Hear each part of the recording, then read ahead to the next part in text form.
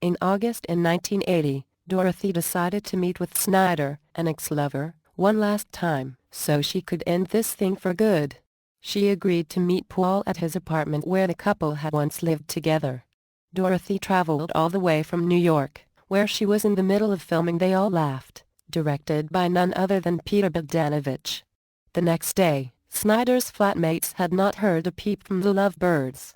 Finally, a neighbor checked in on them. What that neighbor saw was horrifying. Lying in a face-down position on the bed was Dorothy Stratten's nude body, covered entirely in blood, including bloody handprints across her bottom. A sizable clump of hair had been torn from her head and was clenched in Snyder's hand. Her left pinky finger was detached and missing. Oh, and one more thing, so was her entire face. Next to Dorothy's bloody corpse was what was left of Snyder's body.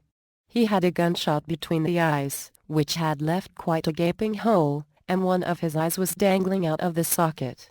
Naturally, his body was also nude. Would you think more highly of the guy if it weren't?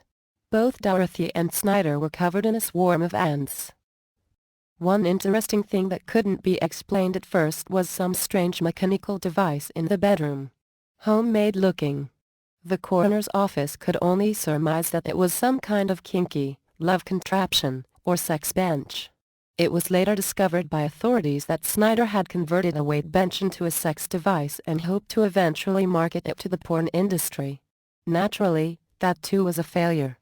Though not confirmed by the coroner's office, many knowledgeable experts on the Stratten case speculate that Snyder killed Stratten in the bedroom, strapped her lifeless body to the bench, then proceeded to have sex with her corpse for the next half hour or so.